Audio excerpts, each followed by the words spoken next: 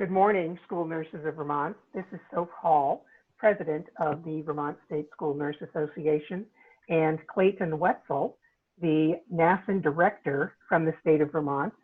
We wanted to share with you a few things that have been going on regarding returning to school in the midst of this pandemic. So,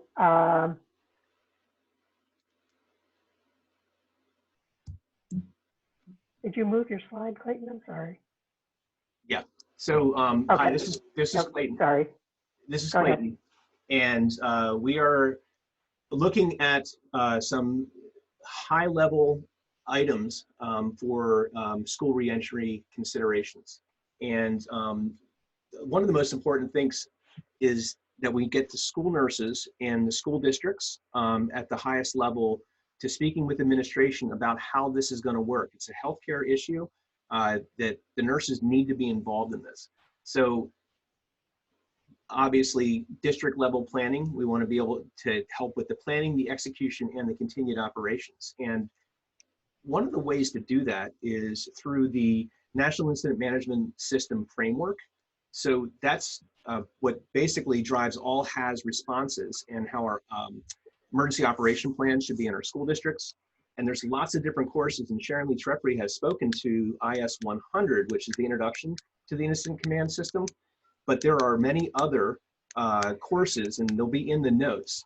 But along with that would be like IS 200, which is Basic Incident Command Systems for initial response, IS 700, which is an introduction to the National Incident Management System, and IS 800, National Response Framework.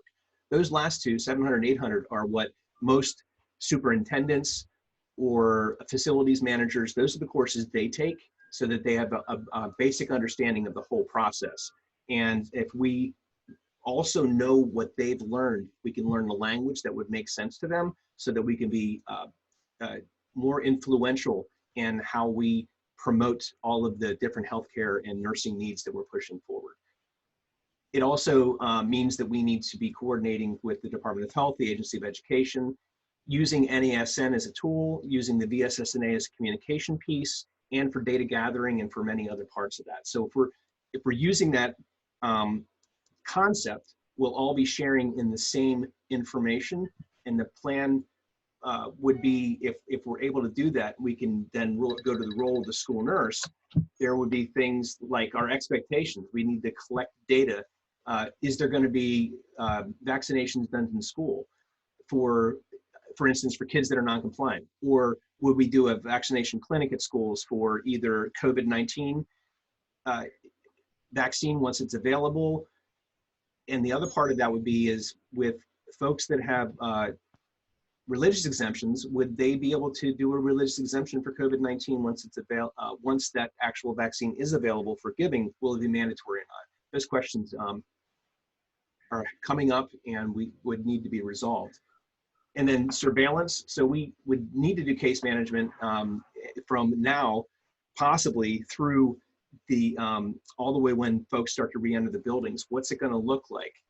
Do we have exclusionary responsibilities? If we once we start coming back to school, do we have an area to isolate sick folks? How are we tracking symptoms? What personal protective equipment are we going to be required to purchase, to store, and to use? And who's using which? Is it going to be cloth face masks? Will we have to have surgical masks?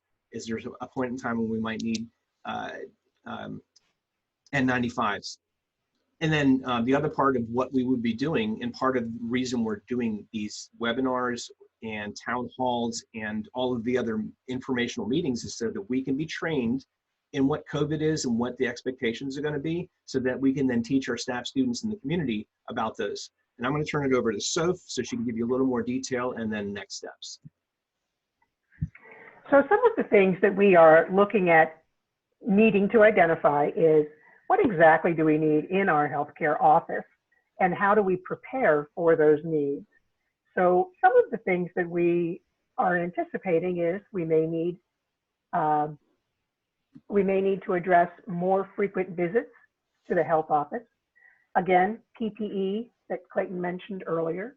We may also need to be looking at what kind of equipment different from what we have now if the expectations of the nurse role in assessing, particularly COVID-19 over the next school year, what that's going to look like. We're also going to need to identify the risks and be aware of how that might impact the students, the staff, and certainly us as the school nurse.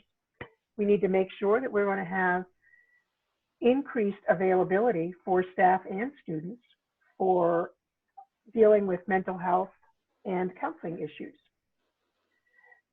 Just so you know, the questions that have been raised by this group in the last couple of weeks regarding how do we return to school were very timely. Right around the same time, both Clayton and I had received guided information from NASN requesting some input as they are assessing what needs to be done and writing a guiding document. Once that is done, we will plan to use that as the VSSNA to translate it into how it will work for us here in our state. The plan will be that we will be coordinating all school nurses with the Department of Health and the Agency of Education. What we're going to be looking for is consolidating different ideas, documents, other information so that we can offer statewide guidance and it won't vary dramatically from one district to the next. We are looking at a joint statement to be written with us and the Vermont Superintendents Association, similar to one that we are working on currently regarding the joint statement and the surge support.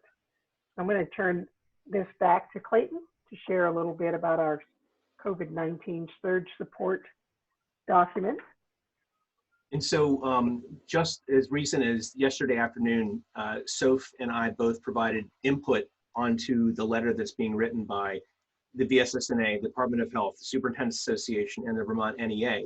And you can see the purpose down there, but it's to give a unified and consistent recommendation to all superintendents and principals on what would the expectation be if a school nurse chose to work out at a healthcare facility to whatever they were comfortable with.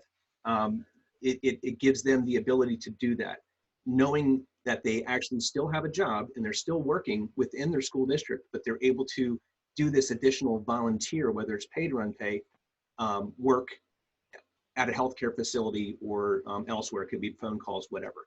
The idea behind this is to make sure that school nurses are empowered to know that they have the ability to do this, that it's not going to come back on them if something was to happen with if they were working in the hospital and the injury occurred or something like that, that's not going to affect their job.